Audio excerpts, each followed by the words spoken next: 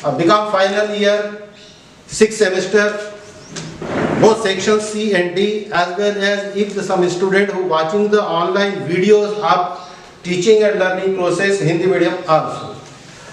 Today, through this video lecture, we will learn about indirect tax, particularly the rate of goods and services tax and types of GST and whether it is applicable. Dear student, whenever from the 1st July 2017, the GST Council has been established by the central government. Number of meetings were held, and each and every meetings there will be something new. What are doing at the level of government, that is a part of government. But as far as concerned the university examination, once the syllabus has been framed and it is so limited, no doubt you and me both are not a master of GST because it is a very lengthy process and there is so many clauses, number of transactions is there. जितना आप deep में जाओगे उतना GST अंदर है, लेकिन फिलहाल हमको लिमिटेड रहना है हमारे नागपुर यूनिवर्सिटी के सिलेबस तक और सिलेबस में जो कंटेंट्स दिए हैं उसको फोकस करते हुए अपने वीडियो लेक्चर्स बन रहे हैं। जहां तक आज के वीडियो लेक्चर्स का सवाल है, आज मैं आपको बताऊंगा कि भी GST टेक्निकली उसके रेट्स क्या है और GST के प्रकार कितने हैं, क्योंकि जब सेल और परचेस का ट्रांजैक्शंस होता है on the basis of transactions made by the purchaser and seller regarding sales and purchases, the GST can be crop up and जब GST तय हो जाता है वहां पर तो वहां पर मुद्दे आते हैं कि भी कौन सा GST लगेगा, कितने परसेंट लगेगा। तो सबसे बात रेट ऑफ GST, तो हमारे भारत के अंदर में सर्वसामान्य GST के 4 रेट्स फिक्स कर दिए गए हैं आज की तारीख तक। फर्दर जो चेंजेस होंगे that will be the different. आपको आपका प्रीवियस ईयर 1920 और असेसमेंट ईयर 2021 को फोकस करना है। तो ख्याल रखिए कि इनडायरेक्ट टैक्स के अंतर्गत जो गुड्स एंड सर्विसेज टैक्स है उसका 5% GST का रेट जनरली ये समथिंग फूड आइटम्स पर रखा हुआ है, रेस्टोरेंट है, नाश्ता है, भोजन है, जनरल पब्लिक को उसका ज्यादा बर्डन न हो and therefore the 5% rate of GST is technically the food items, breakfast, lunch etcetera etcetera. It is applicable to restaurant also. Then the 12% GST is, हम यहाँ पर ये नहीं बाइफरकेशन नहीं बता रहा हूँ मैं भी आपको कि भी कौन सी वस्तु पर 5% है, कौन सी वस्तु पर 12% है, कौन सी पर 18 है, कौन से पे 28 है, क्योंकि ये ओरल बताना और मैं बोल दूं कि मुझे सब पता है कि ये गलत है, उसके लिए हमको पूरे उसकी डिटेल जो कंटेंट्स है, उसके जो अनेक्स्चर्स है, उनको देखना होता है। लेकिन आपको जो न्यूमेरिकल प्रॉब्लम्स आएंगे यूनिवर्सिटी एग्जाम में उसमें क्लियर कट लिख करके आएगा कि जो ट्रांजैक्शंस है उसमें 5% GST है और 12% और 18 और 28. Therefore, whether we will decide what percentage are in the numerical problem is not the matter. यानी वो समस्या नहीं है कि सर हम गणित यदि सॉल्व करते हैं और उसमें यदि रेट ऑफ GST नहीं दिया है तो हम न्यूमेरिकल प्रॉब्लम सॉल्व कैसे करेंगे, ऐसी नौबत नहीं आएगी। बिकॉज इंटरनल सिलेबस के अंदर में इंप्लीड है कि जब बच्चों को प्रॉब्लम दिया जा रहा है तो उनको रेट ऑफ GST कोट करके देना है, आपको GST का रेट आएगा, जो रेट आएगा उसको पकड़ के आपको प्रॉब्लम बनानी है। लेकिन हाँ, ये चीज अपने दिमाग में आप बैठा लीजिए कि कोई भी न्यूमेरिकल प्रॉब्लम इस 4 deviation of percentage regarding GST, it is fixed, either 5% or 12 or 18 or 28. Maximum time पर आपको कंफ्यूज करने के लिए रेट ऑफ GST इसके 50-50% करके दिया रहेगा। 2.5% GST, 6% GST, दरअसल वो 6% और 2.5% और 9% और 14% will not be a percentage of GST. It is a part of GST that we will discuss later on. But main thing is keep in your mind, in our country, as per GST Council, these 4 rates of GST is applicable. It is okay, okay. Technically मैं फिर से repeat कर दूं कि ये कौन सी वस्तु पर 12% या 5% है, वो अभी मैं नहीं बता रहा। फिर भी एक मोटा मैं भी आपको रफली कहूं तो जो रेस्टोरेंट, फूड आइटम्स, उसके ऊपर 5% है, जनरल अवेयरनेस ग्रोसरीज आइटम्स के ऊपर 12% है, machineries equipments loose tools some parts of electricals devices etc is 18%, and the luxury item which can be purchased by richest person like AC, fridge and some costly items, it may be the car and so many things. Now we come to the types of GST. अब हम आते हैं types of GST पे, और types of GST is a very crucial part of our syllabus because the numerical problem will be based on this type. If you don't understand the types of GST, we will unable to solve the numerical problem, because in the numerical problem the word will be only GST, and on the basis of different informations available in the numerical problem, we will have to decide which types of GST is there in the transaction. जो numerical problem आएगा उसमें transactions दिया रहेगा, अब word simple GST रहेगा, लेकिन हमको decide करना पड़ेगा कि इसमें जो GST दिया है वो उसके नेचर ऑफ ट्रांजेक्शन्स के हिसाब से कौन से प्रकार का GST, वो मैं अब आपको बताने जा रहा हूं. Basically types of GST will be classified on the basis of transaction of purchase and sale made between the purchaser and seller. जहां तक GST का प्रकार है, GST का प्रकार निर्भर करेगा क्रय और विक्रय के व्यवहारों पर जो क्रेता और विक्रेता के द्वारा किया गया है.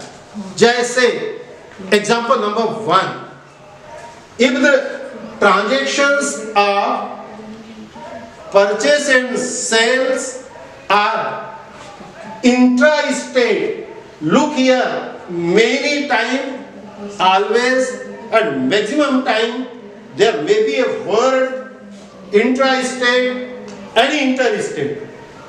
You have to keep in your mind very sincerely and minutely the meaning of this intra-state transactions and inter-state transactions, because this is the big problem for the student. While solving the problem, they are unable to understood what is the meaning of intra-state sales and purchase and interstate sales and purchase. Therefore, through these video lectures, I will explain you. Intra-state transactions means the transaction of purchase and sales made between the purchaser and sellers within a state. Now, what do you mean by within a state? Within a state means if suppose the sellers are from Maharashtra and they sold goods to the customer of also Maharashtra. What is actually here in the transaction? The seller of Maharashra, purchaser also from Maharashtra. The transaction of purchase and sale between both the parties, that is a residential status, same state. Therefore, जब एक राज्य के विक्रेता के द्वारा अपनी ही राज्य के क्रेता को वस्तुएं बेची जाएगी, तब क्रय विक्रय का यह व्यवहार इंट्रा स्टेट ट्रांजैक्शंस कहलाएगा. जैसे कि महाराष्ट्र के सेलर के द्वारा महाराष्ट्र के ही परचेसर को जब गुड्स बेची जा रही है, तब बेचने वाला भी कहाँ का? महाराष्ट्र का. खरीदने वाला भी कहाँ का? महाराष्ट्र का. सो ऑलवेज द ट्रांजैक्शन कौन से स्टेट के बीच में हो रहा है? सब महाराष्ट्र का महाराष्ट्र में. It means the transactions with in same state is equal to intra-state transaction. Now the transaction within same state means what? The seller is from Maharashtra, the purchaser also from Maharashtra. Therefore the goods sold in Maharashtra and the goods purchased by the purchaser in also Maharashtra. Hence the whole process are made in Maharashtra itself. Now the Maharashtra is the same state. Therefore, it is a intra-state transaction, but it is not limited up to Maharashtra. Madhya Pradesh to Madhya Pradesh, intra-state. UP to UP, Tamil Nadu to Tamil Nadu, Kerala to Kerala, Himachal Pradesh to Himachal Pradesh, Delhi to Delhi. All these, नहीं तो आपने गलत फहमी में ये मत समझना कि सर हम नागपुर यूनिवर्सिटी के, आपने महाराष्ट्र का उदाहरण दिया था, लेकिन गणित में मध्य प्रदेश के अमर ने मध्य प्रदेश के कमल को बेचा, तो हमको लगा है दूसरा स्टेट है। नो, वर्ड का इस्तेमाल कर रहा हूं। द ट्रांजेक्शन इज आप सेल एंड परचेज, सेल भी होगा परचेज भी होगा, सेलर भी होगा परचेसर भी होगा। सेलर कहाँ का? मध्य प्रदेश का। परचेसर कहाँ का? मध्य प्रदेश का। Intra state. सेलर कहाँ का? तमिलनाडु का। परचेसर कहाँ का? तमिलनाडु का। Intra state. सेलर कहाँ का? यूपी का। परचेसर कहाँ का? यूपी का। ओके, ऐसे ट्रांजैक्शंस जहां पर इंट्रा स्टेट प्रोसेस हो रही है, इन दैट ट्रांजेक्शन, दो the transaction is technically single transaction, seller sold the good, it means automatically purchased by someone. Therefore we can say there is a two-way process. One is the seller, other is the purchaser. So sold the good, purchased the good. Okay, no doubt. But in this process, two types of GST will be applicable. Whenever the intra-state transaction, the transaction is within the same state, from Maharashtra to Maharashtra, then the GST, suppose it is 5%, look here very minutely. Now it is 100% means what, and sir 5% means what? We don't understand. अभी आपके समझ में आए। जब महाराष्ट्र में किसी प्रकार का क्रय और विक्रय होगा, तब दो प्रकार का जीएसटी क्रिएट होगा। एक होगा CGST, long form central goods and service tax, और उसी के साथ साथ क्रिएट होगा state goods and service tax. तब हमको एक बात ध्यान में रखनी है, from the beginning CGST will never single create, SGST also not single create. Whenever the CGST will be there, automatically SGST will be there. आप पहले दिन से तय कर लो, जब कभी आप न्यूमेरिकल प्रॉब्लम सॉल्व कर रहे हैं और आपने लिखा सर इस गणित में तो CGST है, तो ख्याल रहे CGST अकेला हो ही नहीं सकता, वो जब रहेगा तो उसके साथ में SGST रहेगा ही रहेगा। क्योंकि if suppose the seller of Maharashtra sold the good to the customer of Maharashtra by charging 12% GST, Maharashtra के सेलर ने महाराष्ट्र के परचेसर को गुड्स एंड सर्विसेज 12% GST पर सोल्ड किया, तब इसमें से 50% शेयर्स सेंट्रल गवर्नमेंट का है और 50% शेयर्स स्टेट गवर्नमेंट का है, and this is the unique feature of GST। पहले जो इनडायरेक्ट टैक्स की हमारी परंपरा थी 1 जुलाई 2017 के पहले, उसमें स्टेट जो टैक्स कलेक्ट करते था उसका कोई भी हिस्सा सेंट्रल को मिलता नहीं था। But because of implementation of GST since 1 July 2017, whatsoever it may be tax collected by seller in his own state, compulsorily 50% portion of the tax will be transferred to central government. इसलिए GST के अंदर में क्या हुआ है कि with in state यदि आप कोई ट्रांजैक्शंस करते हैं और GST 12% लेते हैं, तो ये 12% का कंपल्सरीली, बिकॉज ट्रांजैक्शन कौन सा है, इंट्रा स्टेट है, ऐसी स्थिति में टोटल GST का मतलब 12% GST का, यानी कि 100% GST का 50% central goods and service tax को ट्रांसफर होगा और 50% state goods and service tax का स्टेट के पास में रहेगा। अब आप बोलोगे सर इसका ट्रांजैक्शन कैसा होता होगा, तो न्यूमेरिकल प्रॉब्लम जब करेंगे तब मैं बताऊंगा। टेक्निकली ये कौन सा ट्रांजैक्शन है, इंट्रा स्टेट। तो ट्रांजैक्शन कहाँ हुआ, महाराष्ट्र। तो पहली बार टैक्स कहां आया? महाराष्ट्र में। लेकिन वो पूरा टैक्स महाराष्ट्र का है क्या? नो, महाराष्ट्र में कलेक्ट किया गया जीएसटी का 50% महाराष्ट्र का है, तो बचा हुआ 50% उसको ट्रांसफर करना पड़ेगा सेंट्रल गवर्नमेंट को। लेकिन जीएसटी काउंसिल और जो एक्ट बना है, जो सॉफ्टवेयर बने, उसमें आजकल मैनुअल कुछ नहीं है, सब कुछ ऑटोमेटिक है।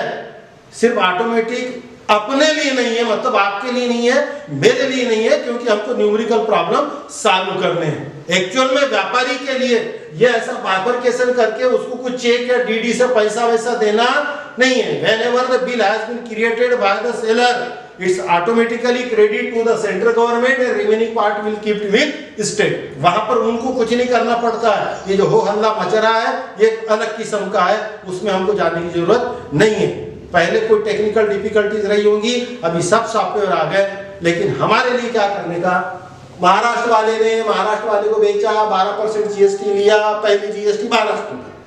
वो जब महाराष्ट्र में जीएसटी आ गई है तब ये एक जीएसटी नहीं, 2 जीएसटी है, central goods and service tax, state goods and service tax. So the 50% portion of goods and service tax will keep with state and automatically 50% will transfer to CGST. अब now what's our 150-50? तो उसका सीधा है, if suppose charge GST 12%, so 6%, 6%. If charge GST 18%, so 9% here, 9% here.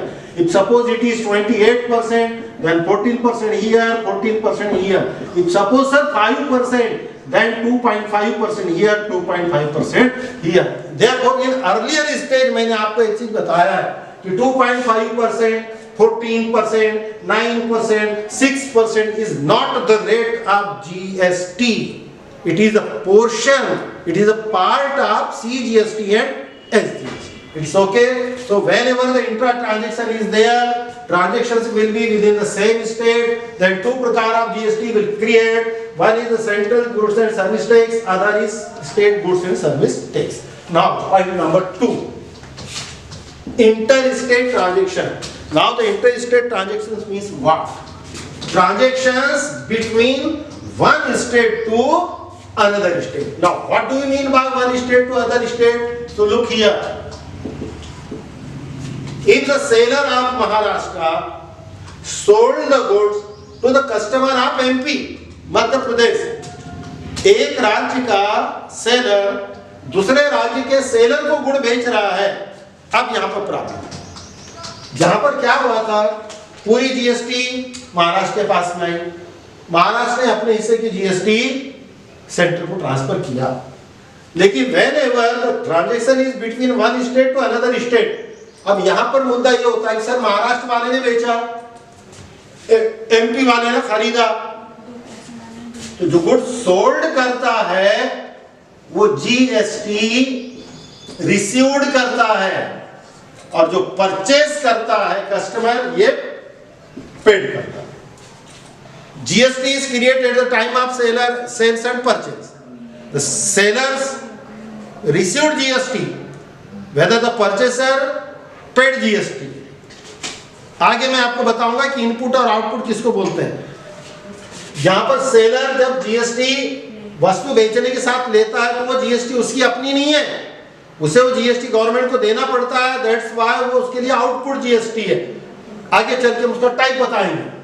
तो intra state में क्या हो गया, जब एक स्टेट से दूसरे स्टेट, तब यहां पर integrated goods and service tax लगता है, आईजीएसटी। और ये आईजीएसटी पूरा का पूरा सेंट्रल का है,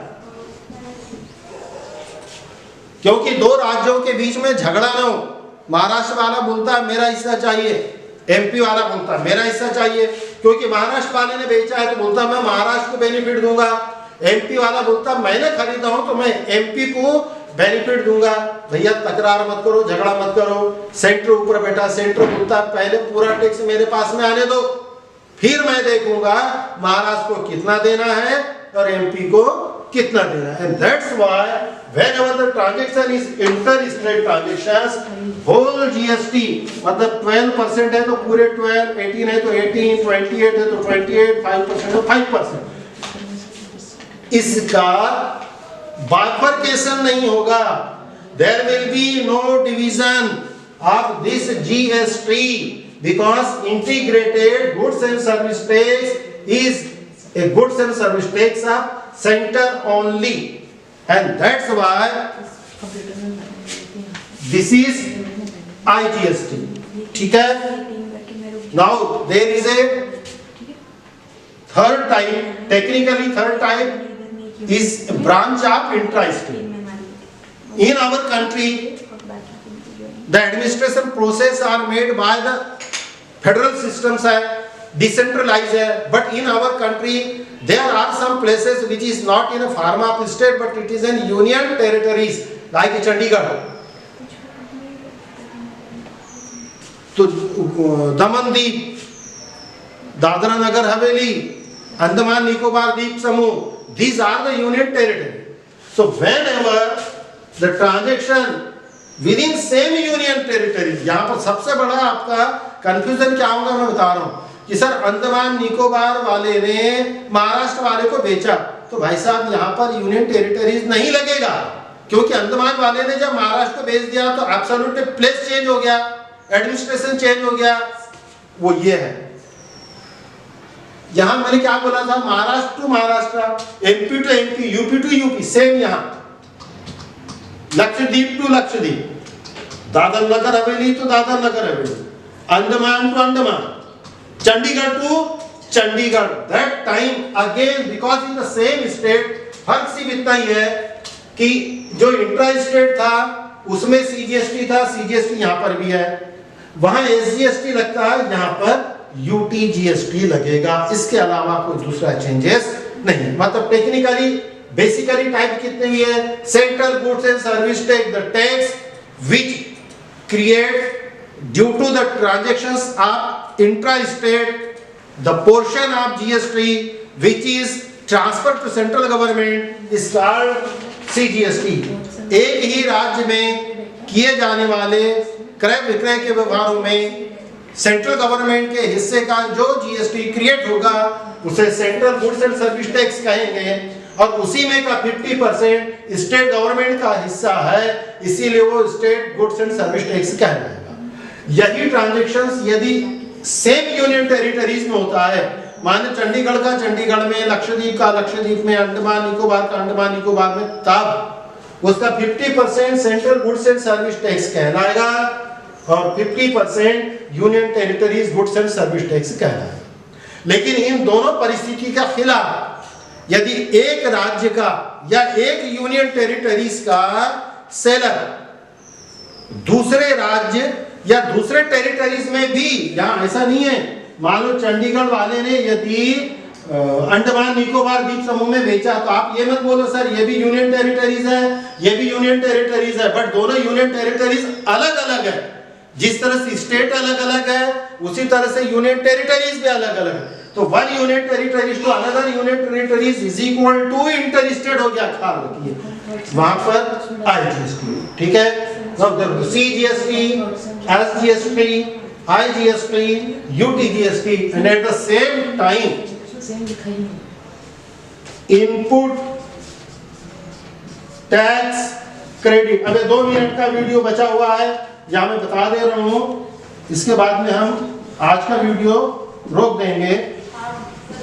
look here, input tax credit, output tax payable. ये जो आउटपुट टैक्स होता है ये देना पड़ता है, और इनपुट टैक्स जो होता है ये हमारा क्रेडिट होता है, और एक ही ट्रांजैक्शन में दोनों होता है। इनपुट टैक्स क्रेडिट ये परचेज पर निकलता है, आउटपुट टैक्स पेबल ये सेल्स पे होता है। उसका कारण क्या है, suppose I am the seller and you are the purchaser, so you purchase the goods from me and at the time of sale the goods I have collect GST from you. मैं विक्रेता हूं, आप क्रेता है, आपने मुझसे कुछ वस्तु खरीदी, यानी कि मैंने आपको कुछ वस्तु बेचा। वस्तु बेचते समय मैंने आपसे जीएसटी लिया है, तो आपकी जीएसटी मेरे पास आई। ये जीएसटी मेरी अपनी जीएसटी नहीं है, ये जीएसटी मुझे गवर्नमेंट के खाते में जमा करना है आपके नाम से। मुद्दा समझ में आया? टैक्स की चोरी होती थी, इसीलिए ये एक्ट बनाया गया। तो यहाँ पर सिंपल है कि ट्रांजैक्शन तो परचेस और सेल का है, तो दो आदमी तो है। जिसने सेल किया वो सेल्स के ऊपर में जब जीएसटी कलेक्ट करता है, मतलब मैंने आपको वस्तु बेच दिया 10 रुपए की और उस पर 1 रुपया जीएसटी लिया 11 रुपए, तो इसमें जो 1 रुपया मैंने जीएसटी का आपका लिया हुआ है वो दरअसल मेरे जेब में रखने के लिए नहीं है, मुझे वो गवर्नमेंट को देना है। That's why it is output tax पे। यानी मुझे खुश नहीं होना है कि मैंने जीएसटी आपसे ले लिया तो ये मेरी कमाई है, that is not the income of A seller. और वहीं दूसरी ओर, बिकॉज आपने भी जब, यदि मान लो आप बिजनेस ओनर है, फाइनली कंज्यूमर है अल्टीमेटली, तो कोई सवाल नहीं है, वो तो आपको भुगतना है। लेकिन यदि मान लो मेरे से आपने गुड्स लिया किसी और को बेचने के लिए, तो अभी आपने मुझसे खरीदा, मुझे टैक्स पे किया, जब आप बेचोगे तो आप अपने कस्टमर से जीएसटी लोगे। जब जब भी जीएसटी कोई भी सेलर लेगा उसके लिए वो आउटपुट टैक्स पेबल है, और जो परचेसर है उसके लिए ये इनपुट टैक्स क्रेडिट। तो आज बिकॉज मैं एग्जांपल नहीं दे रहा हूं, इसीलिए आज देखिए हमने क्या देखा आज के वीडियो में कि जीएसटी के रेट 4 प्रकार के हैं। जीएसटी के फंडामेंटल टाइप्स 4 प्रकार के हैं, सीजीएसटी, एसजीएसटी, आईजीएसटी और यूटीजीएसटी। और जो जीएसटी क्रिएट होता है वो again further 2 types, intra state, inter state. बस TRAER का फर्क है, बहुत सेंसिटिव है। And more last, output tax payable on sales whenever the GST has been collected by the seller, and input tax credit on purchase when the purchaser purchase the goods. ये input tax credit business purchaser के लिए फायदे का काम करता है क्योंकि उसको इसका क्रेडिट मिलता है। यहां पर परचेस और सेल में एक बात पूछी जाती है कि to pay the tax is a liability of whom? Purchase and sales के ट्रांजैक्शंस में टैक्स पे करने की फाइनल रिस्पांसिबिलिटी किसकी है? आंसर याद रखो, ऑफ सेलर्स। जो व्यक्ति वस्तु बेचता है जीएसटी पे करने की लीगल रिस्पांसिबिलिटी उसी की है, क्योंकि खरीदने वाला तो टैक्स दे देता है, वो टैक्स जाता है सेलर के पास में। अल्टीमेटली रिस्पांसिबिलिटी होती है सेलर की। हाँ, अब इसमें आगे चल के और बहुत सी बातें आती है कि जीएसटी कौन कलेक्ट कर सकता है, उसके लिए जीएसटी का रजिस्ट्रेशन करना पड़ेगा। तो जहां तक छोटा मोटा थ्योरी का पोर्शन है ये मैंने कंप्लीट किया। From next video lecture we will go for registration of GST. Thank you.